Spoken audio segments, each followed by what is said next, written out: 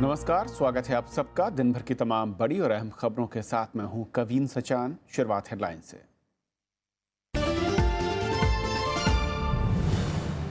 राज्यसभा से GST bill मंजूर, TMC और सीपीएम के संशोधन गिरे। वित्त मंत्री का सभी दलों को धन्यवाद।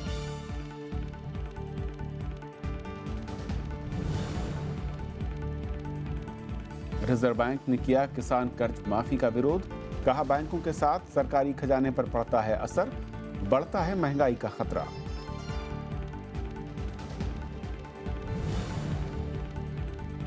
शिवसेना और बीजेपी में बड़ी तल्खी, सांसद रवींद्र गायकवाड़ पर एयरलाइन कंपनियों की पाबंदी तुरंत हटाने की मांग, फैसला होने तक एनडीए की बैठक का बहिष्कार।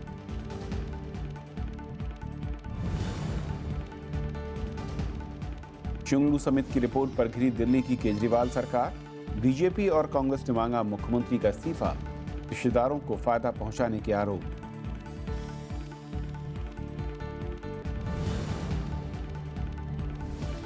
बारिश और बर्फबारी से कश्मीर में बाढ़ जैसे हालात, खतरे के निशान से ऊपर झेलम, 3 दिन के लिए स्कूल बंद।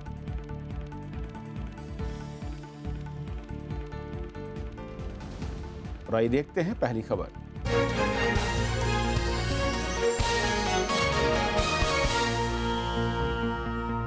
माल और सेवा कर विधेयक 2017 से जुड़े चारों विधेयकों को आज राज्यसभा की सहमति के बाद लोकसभा को लौटा दिया गया। बिल पर 2 दिन तक चली चर्चा के जवाब में वित्त मंत्री अरुण जेटली ने कहा कि जीएसटी से देश में व्यापार सुगम होगा, मुनाफाखोरी रुकेगी और राज्यों के साथ व्यापारी और उपभोक्ता दोनों को फायदा होगा। वित्त मंत्री अरुण जेटली ने जीएसटी से जुड़े विधेयकों को टैक्स सुधार की दिशा में ऐतिहासिक कदम करार दिया है। उन्होंने कहा कि विधेयक में संघात्मक व्यवस्था के तहत जीएसटी काउंसिल के जरिए राज्यों को बराबर कर अधिकार दिए गए हैं। वित्त मंत्री ने जीएसटी को संभालने वाली आईटी तकनीकी संस्था जीएसटीएन को निजी बैंकों के संचालन में सौंपने का भी बचाव किया। Compensate the states which anticipated or feared the loss of revenue. The provisions had to be brought in, and they had to be brought in by a constitutional amendment. For a class of cases, there can be a separate mode of audit itself to take care and to somehow dilute the hardship. So we have an advance ruling provision itself. इससे पहले GST से जुड़े चारों विधेयकों पर चर्चा हुई। चर्चा के दौरान इसे धन विधेयक के तौर पर लाकर राज्यसभा की उपेक्षा करने के साथ साथ टैक्स इंस्पेक्टर राज पर सांसदों ने चिंता जताई। अगर ऑफेंस करते हैं तो पनिशेबल होना चाहिए, लेकिन अगर नया एक प्रोविजन आ रहा है जो इतने वर्षों पहली बार आ रहा है, जिसको समझने में समय लगेगा, तो ऐसा ना हो कि ये छोटे छोटे व्यापारी वो इसमें उलझ करके और अरेस्ट भी हो जाएं और डिटेन्ड भी हो जाएं और कंपाउंडिंग भी जब हो सकती है। There is certainly going to be at least a 2-2.5% increase in taxes across the board in the country, which will also have to be handled very carefully, because these pressures should also not lead to loss of demand or consumption, and that would ultimately affect economic activity in the country. That when you bring the GST bill, do not bring it as a money bill. Bring it as a bill whereby we can also, the Council of States, because it concerns the federal structure of our constitution, the Council of States will also have its say, and its wisdom will also be taken into account by the government before it brings in any sort of legislations. मतलब है कि जो unregistered dealers हैं, जिनकी 20 लाख से नीचे आमदनी है, जो रजिस्टर नहीं करते, उनसे कोई खरीदेगा ही नहीं, क्योंकि वो परचेस टैक्स क्यों दे? वो तो उन लोगों से खरीदेगा जिसका जो इनपुट क्रेडिट उसको मिल सके तो आगे वो बेच दे, तो वो परचेस टैक्स क्यों देगा? So this legislation is against the MSME sector also. Commissioner or any officer authorized by him may undertake audit of any registered person. The commissioner will have the power of audit, even special audit, clause 66. What about the CAG, Comptroller and Auditor General, which is a constitutional body?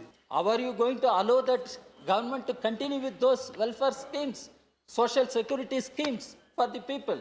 If you move towards this common tax system, then the other question is Finance Commission. What is Finance Commission is going to do? Congress ने GST वाले इन चारों विधेयकों पर दिए गए कई संशोधन वापस ले लिए, तो वहीं टीएमसी और वाम दलों की ओर से पेश संशोधन पारित नहीं हो सका।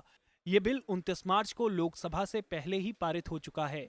सरकार की कोशिश जीएसटी को 1 जुलाई से लागू करने की है। पंचानन मिश्रा, राज्यसभा टीवी। 1 जुलाई से जीएसटी के लागू होने की दिशा में आज एक और कदम बढ़ चुका है, जब राज्यसभा ने इसे पास करके वापस लोकसभा को भेजा है। लेकिन इससे बदलेगी तस्वीर क्या और कितनी बदलेगी, कैसे बदलेगी, समझेंगे। हमारे साथ भारत सरकार के पूर्व मुख्य आर्थिक सलाहकार नितिन देसाई साहब हैं। नितिन जी, बहुत बहुत स्वागत है आपका राज्यसभा टीवी पर। सर, एक बहुत ही मैं कहूँ कि ऐतिहासिक घड़ी, जब जीएसटी का इंतजार जो है धीरे धीरे हम 1 जुलाई की तरफ जब बढ़ रहे हैं, और जो तमाम हर्डल्स थे उसके बावजूद जिस रफ्तार के साथ बढ़े, ये काफ़ी एक प्रशंसनीय कदम दिखता है। जीएसटी में जो सबसे बड़ी बात कही जा रही है कि इससे एक बड़ी तस्वीर बदलेगी टैक्सेशन को लेकर, जो मल्टी टैक्सेशन होता है। दुनिया के अलग अलग देशों में कहा जा रहा है कि जो जीएसटी की दरें हैं वो काफ़ी कम है, भारत में कुछ ज़्यादा हैं जो स्लैब रखे गए हैं। इसे कैसे देखते हो, क्या ये उतना प्रभावी होगा? एक तो कि दूसरे देशों में जो एग्जेम्पशंस हम कहते हैं वो थोड़े कम रहते हैं।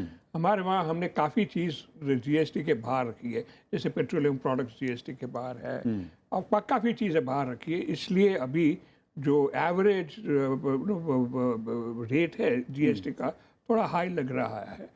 मगर आप जो आगे जाएंगे और जब और चीज़ें अंदर जीएसटी में शामिल होगी तो शायद वो रेट पे भी कुछ कमी हो सकती है।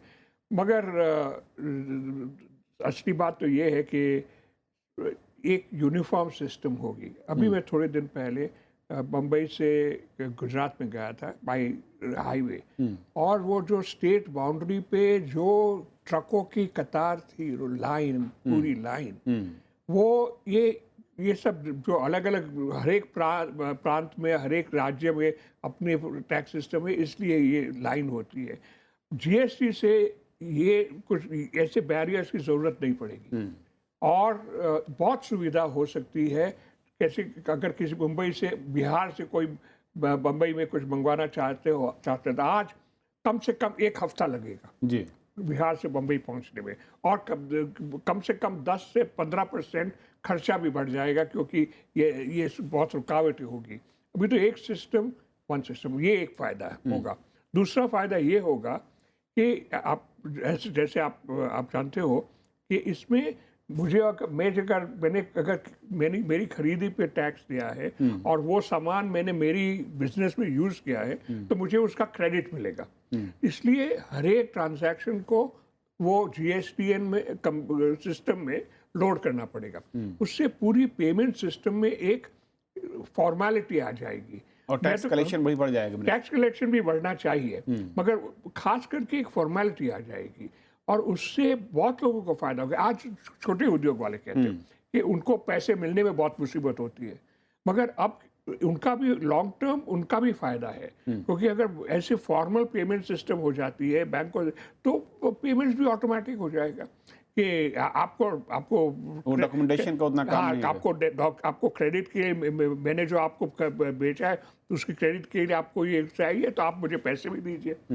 इसलिए जो ये क्रेडिट की वजह से छोटे उद्योगों को भी काफ़ी फायदा हो गया, क्योंकि आजकल उनको बड़े उद्योगों से पैसे इकट्ठे करने में बहुत कुछ तकलीफ होती है, वो थोड़ी कम हो जाएगी। सो इन द लॉन्ग रन तो बहुत फ़ायदा होगा, पर पहले तो 3-6 महीने में कुछ तो प्रॉब्लम होगी। कोई ऐसी चीज़ें हैं जहाँ अभी टैक्स लग नहीं रहा है, वो टैक्स में आ जाएगी, जैसे घर का किराया है।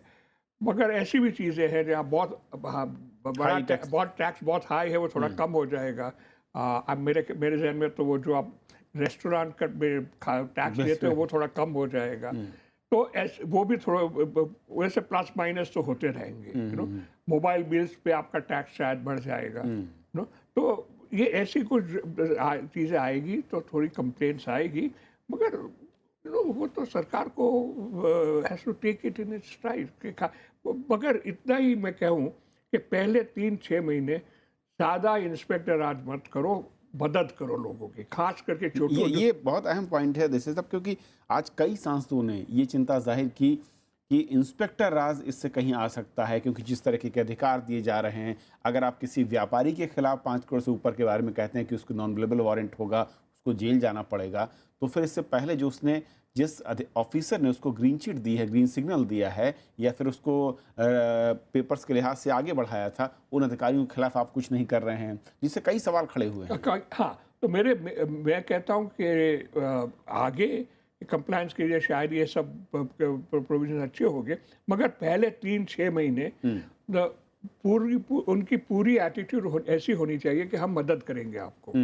आप डंडा मत लगाइए, आप मदद कीजिए उनको कंप्यूटर सिस्टम सेटल करने में, क्रेडिट कैसे मिलता है, फॉर्म कैसे भरना है, ये सब करने में खास करके छोटे लघु उद्योगों को मदद करने की बहुत ज़रूरत है। तो माई होप इज़ कि भाई सरकार पहले 6 महीने डंडा ज़्यादा नहीं चलाए, डंडे को छुपा ले और जाके मदद करे, लोग मदद करे।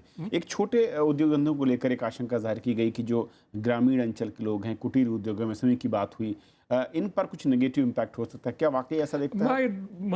आई डोंट थिंक सो, क्योंकि अब भी वो लोग ऐसे ही टैक्स नेट के बाहर है, यहाँ भी एग्जेम्पशन लिमिट्स भी है, तो वो तो वहाँ ही रहेंगे। ऐसी बात नहीं है कि हर एक आदमी को टैक्स भरना पड़ेगा। देयर इज अ लिमिट, वो तो बियॉन्ड विच, क्योंकि सरकार को भी खर्चा होता है टैक्स कलेक्ट करने में। बहुत छोटे लोगों से टैक्स कलेक्ट करने में कोई फ़ायदा नहीं है, क्योंकि वो टैक्स कलेक्ट करने में जितना खर्चा होगा उससे कम आपको टैक्स मिलेगा, तो वो तो होगा। मगर नहीं, आई डोंट थिंक इतना फ़र्क पड़ेगा। फ़र्क पड़ेगा उन लोगों पे जो लोग अब तक अपना धंधा बिना टैक्स से चला रहे हैं, उन लोगों पे फ़र्क पड़ेगा, पर फ़र्क पड़ना ही चाहिए। फ़र्क पड़ना चाहिए। एक आखिरी सवाल सर, राज्यों के लिहाज से जो उनकी इनकम है टैक्स के जरिए, क्योंकि बड़ा हिस्सा इसके जरिए उनके पास आता है, रेवेन्यू आता है, उनकी हालत पहले से और बेटर हो सकती है इसके जरिए? हाँ, और वो कॉम्पनसेशन आज 4 बिलों आज जो पास हुए उसमें से एक तो कॉम्पनसेशन बिल भी है, तो वो तो अरेंजमेंट की है। और मेरे जहन में तो वो आगे बढ़ के असली फ़ायदा तो ये होगा कि कम से कम 1 से 2% हमारा GDP ग्रोथ बढ़ सकता है। और मोर देन दैट, ये जो जैसे आज हमारे वहाँ बम्बई चेन्नई बनाई से जो डिमांड जनरेट होता है, वो यूपी बिहार तक पहुंचता नहीं है। और एक बड़ी समस्या वहाँ है ये लॉजिस्टिकल समस्या, वहाँ से यहाँ के सिस्टम, ट्रांसपोर्टेशन को लेकर, ट्रांसपोर्टेशन, टैक्स सिस्टम, सब कुछ गड़बड़े है।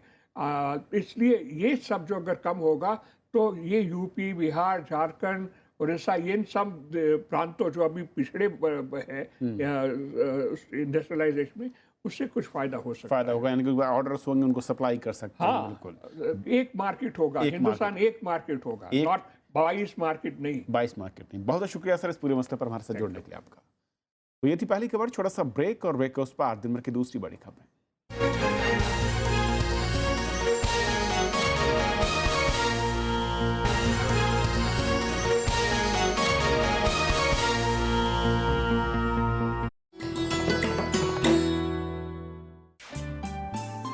सरोजनी नायडू स्वतंत्रता सेनानी, कवयित्री और वक्ता, कांग्रेस की अध्यक्ष निर्वाचित होने वाली पहली भारतीय महिला सरोजनी ने 13 साल की उम्र में रची थी पहली कविता। आजादी के बाद वो बनी देश की पहली महिला राज्यपाल। भारत कोकिला के नाम से मशहूर सरोजनी नायडू हैं नारी शक्ति की अनूठी मिसाल।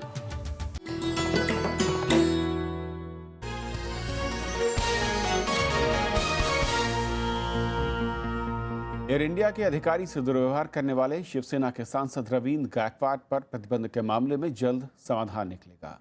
सरकार ने आज नाराज शिवसेना सांसदों को लोकसभा में ये भरोसा दिया। इस बीच शिवसेना ने कहा है कि अगर पाबंदी नहीं हटती है तो वो 10 अप्रैल को एनडीए की बैठक में शामिल नहीं होंगे। एयर इंडिया से विवाद के बाद शिवसेना सांसद रविंद्र गायकवाड़ गुरुवार को पहली बार लोकसभा पहुंचे। उनकी मौजूदगी में पार्टी सांसदों ने एयरलाइन कंपनियों की ओर से लगाई गई पाबंदी का विरोध किया। इस वजह से कार्यवाही को 3 बार स्थगित करना पड़ा। नागरिक उड्डयन मंत्री अशोक गजपति राजू ने कहा कि हवाई यात्रियों की सुरक्षा से समझौता नहीं किया जाएगा। गृह मंत्री राजनाथ सिंह ने शिवसेना को जल्द समाधान का भरोसा दिलाया। हमारे सिविल एविएशन मिनिस्टर जितने भी स्टेक होल्डर्स हैं, इन लोगों के साथ बातचीत करके जल्दी से जल्दी इसका एमिकेबल सॉल्यूशन वह निकालें। Aircrafts are machines where people fly. And safety is important. इससे पहले शिवसेना ने एयर इंडिया पर सांसद के साथ दुर्व्यवहार का आरोप लगाया। शिवसेना ने सांसद पर पाबंदी और मुकदमा दर्ज करने का विरोध किया। बोलकर उन्होंने मेरी कॉलर पकड़कर ढकेलने की कोशिश की। इस दुर्व्यवहार और अपमानित करने वाले बर्ताव से मुझे गुस्सा आया और मैंने उसे ढकेल दिया। जांच किए बिना एयर इंडिया ने सीधा जो पनिश किया। शिवसेना ने धमकी दी है कि अगर मामले का जल्द समाधान नहीं निकला तो वह एनडीए की बैठक में नहीं जाएगी। 10 तारीख तक ये मामला नहीं सुलझा तो हम एनडीए के मीटिंग में नहीं जाएंगे। और ये मैं उद्धव जी से बात करने के बाद आपसे बयान, आपका भाई मेरा बयान है, पार्टी चीफ का बयान है, समझ लीजिए, मैं उनकी तरफ से बोल रहा हूं। सांसद रविंद्र गायकवाड़ ने पिछले महीने हवाई सफर के दौरान एयर इंडिया के कर्मचारी से दुर्व्यवहार किया था। उसके बाद एयरलाइन कंपनियों ने उन पर प्रतिबंध लगाया था। इस बीच मुंबई और पुणे एयरपोर्ट पर सुरक्षा बढ़ा दी गई है। रविंद्र सिंह शोरान के साथ प्रणव गोस्वामी, राज्यसभा टीवी। राजस्थान के अलवर में गौरक्षकों की पिटाई से एक शख्स की मौत का मुद्दा आज संसद में उठा। कांग्रेस ने गौरक्षा के नाम पर हिंसा पर चिंता जाहिर की और आरोप लगाया कि राज्य सरकार आरोपियों के खिलाफ कार्रवाई नहीं कर रही। वहीं गृह मंत्री राजनाथ सिंह ने कहा कि मामले में एफआईआर हो चुकी है और दोषियों के खिलाफ कार्रवाई की जाएगी। अलवर में गौ रक्षकों की पिटाई से एक शख्स की मौत का मुद्दा संसद के दोनों सदनों में उठा। लोकसभा में शून्यकाल के दौरान कांग्रेस नेता मल्लिकार्जुन खड़गे ने कहा कि राज्य सरकार आरोपियों के खिलाफ कार्रवाई करने में नाकाम रही है। अगर ऐसा ही आपने चलने दिया तो इस देश में अशांति और कानून भंग हो रहा है, संविधान का उल्लंघन हो रहा है। गृह मंत्री राजनाथ सिंह ने कहा कि इस मामले में राज्य सरकार ने एफआईआर दर्ज की है और मामले की जांच चल रही है। उसका संज्ञान राजस्थान सरकार ने लिया है और इस संबंध में एफआईआर भी दर्ज हुई है और कुछ लोगों की गिरफ्तारी भी इसमें हुई है। इतना मैं सदन को यकीन दिलाना चाहता हूं कि इसमें पूरी तरह से हमारा भी यह प्रयत्न होगा, केंद्र सरकार का भी प्रयत्न होगा कि इसमें न्याय संगत ही कार्रवाई होनी चाहिए। राज्यसभा में कांग्रेस के मधुसूदन मिस्त्री ने शून्यकाल में इस मामले में नियम 267 के तहत कार्य स्थगन का नोटिस देकर चर्चा की मांग की। नेता विपक्ष गुलाम नबी आजाद ने कहा कि गौरक्षा के नाम पर लोगों के साथ हिंसा को सही नहीं माना जा सकता। The Indian media has taken the notice and the minister said this is all wrong. अभी बैठे। So ill-informed the government. So insensitive. I haven't come across such an insensitive government. संसदीय कार्य राज्य मंत्री मुख्तार अब्बास नकवी ने विपक्ष पर मामले को गलत तरीके से पेश करने का आरोप लगाया। जो पर्टिकुलर स्टेट की बात कर रहे हैं, उस तरह की कोई भी घटना, जिस तरह की घटना पेश की जा रही है, ऐसी कोई घटना जमीन पर नहीं हुई है। जिस मीडिया रिपोर्ट की बात की जा रही है, उसका प्रदेश सरकार ने पहले ही खंडन किया है।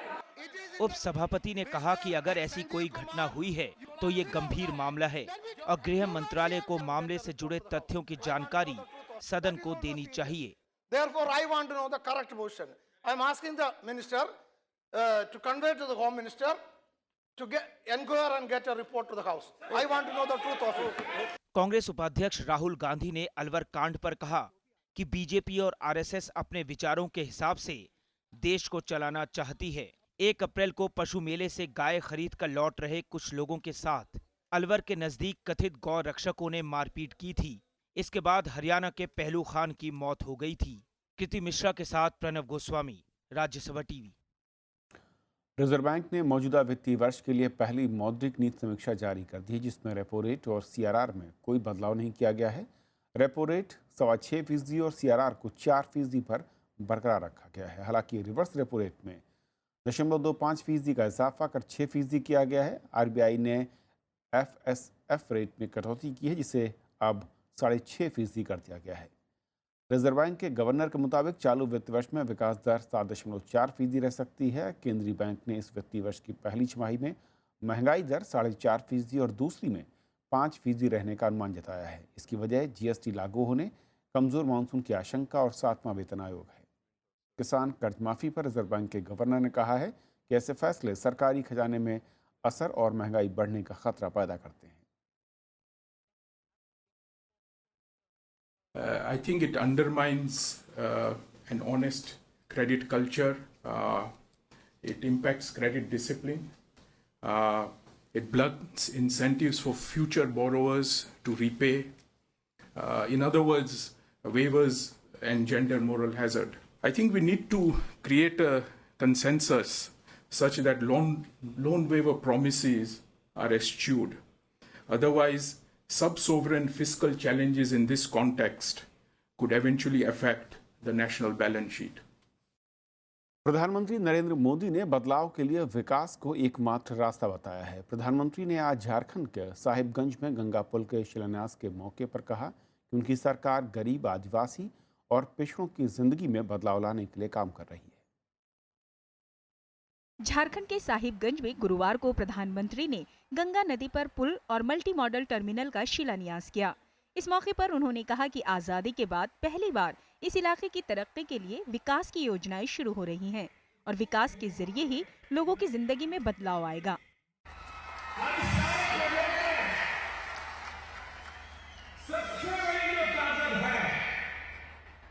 ये मानव शक्ति का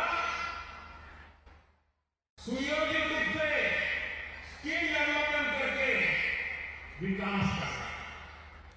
प्रधानमंत्री ने कहा कि गंगा नदी पर पुल बनने और मल्टी मॉडल टर्मिनल बनने से लोगों को रोजगार और कारोबार के नए मौके मिलेंगे।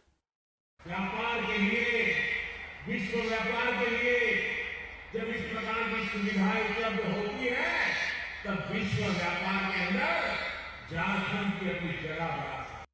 करीब 280 करोड़ रुपए की लागत से बनने वाला टर्मिनल वाराणसी से हल्दिया तक राष्ट्रीय जलमार्ग के विकास का हिस्सा है। प्रधानमंत्री ने इसके अलावा गोविंदपुर से साहेबगंज हाईवे और सौर ऊर्जा यूनिट का भी लोकार्पण किया। साथ ही कैशलेस झारखंड कार्यक्रम के तहत सखी मंडल महिला उद्यमियों को स्मार्टफोन वितरित किए। Bureau report, Rajya Sabha TV. प्रधानमंत्री नरेंद्र मोदी ने कहा है कि बीजेपी गरीबों और वंचितों के लिए काम करती रहेगी। उन्होंने पार्टी के 37वें स्थापना दिवस समारोह पर ट्वीट कर ये बात कही। प्रधानमंत्री ने पूरे देश में पार्टी को पहुंचाने के लिए कार्यकर्ताओं को शुक्रिया कहा। नरेंद्र मोदी ने बीजेपी मुख्यालय पहुंचकर पार्टी संस्थापकों को श्रद्धांजलि दी। वहीं बीजेपी संसदीय दल की बैठक में पार्टी अध्यक्ष अमित शाह ने कार्यकर्ताओं से पार्टी को मजबूत करने को कहा।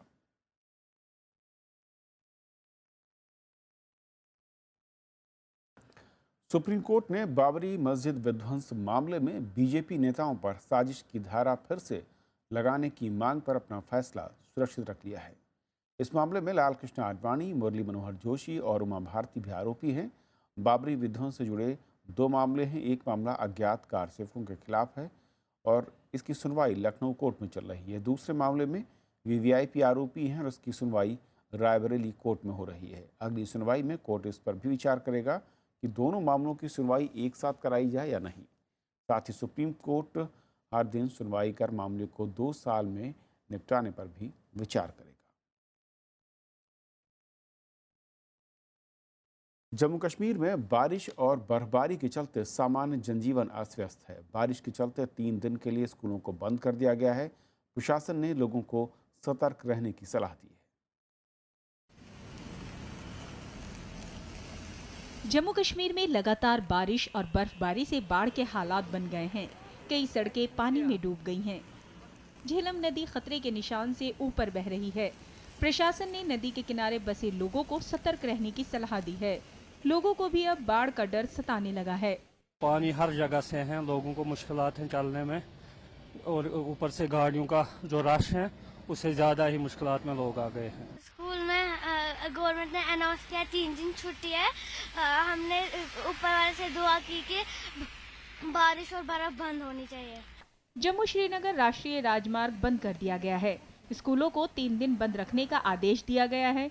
कश्मीर विश्वविद्यालय और इस्लामिक विश्वविद्यालय ने परीक्षाएं स्थगित कर दी हैं। जितने भी महकमे हैं, जितने डिपार्टमेंट्स हैं, वो सब हाई अलर्ट पे हैं। सारे महकमों के जो चीफ हैं अपनी टीम्स को लेके ऑन ग्राउंड हैं और क्लियर कट डायरेक्शंस हैं चीफ मिनिस्टर साहिबा की तरफ से कि इस सिचुएशन को डील किया जाए। मौसम विभाग ने कुछ इलाकों में भारी बर्फबारी की आशंका जताई है। स्वास्थ्य विभाग को बाढ़ से निपटने के लिए तैयार रहने के निर्देश दिए गए हैं। Bureau report, Rajya Sabha TV. Delhi के भरत नगर इलाके में एक पत्रकार पर कुछ अनजान लोगों ने गंभीर हमला किया। हमले के वक्त 45 वर्षीय अपर्णा कालरा रोजाना की तरह पार्क में चहलकदमी कर रही थी। कल शाम हुए हमले के बाद उन्हें हॉस्पिटल में एडमिट कराया गया। उनके सिर और नाक पर गंभीर चोटें हैं। फिलहाल उन्हें मेडिकल निगरानी में रखा गया है। इस मामले में अब तक कोई गिरफ्तारी नहीं हुई है और पुलिस को हमले का मकसद का पता नहीं चल पाया है। फिलीपींस ने दक्षिण चीन सागर में अपने दावे वाले द्वीपों पर सेना तैनात करने के आदेश दिए हैं। राष्ट्रपति रोड्रिगो दुतर्ते ने इस आदेश से फिलीपींस और चीन के बीच तनाव फिर बढ़ सकता है। चीन दक्षिण चीन सागर के ज़्यादातर हिस्सों पर अपना दावा करता है। रोड्रिगो के मुताबिक दक्षिण चीन सागर के 10 द्वीप पर फिलीपींस का अधिकार है और वो 12 जून को फिलीपींस के स्वतंत्रता दिवस पर इन द्वीपों का दौरा कर सकते हैं। चीन के अलावा दक्षिण चीन सागर के द्वीपों पर कई देश दावा करते रहे हैं। तो खबरों के आज के सफर में इतना ही। नमस्कार।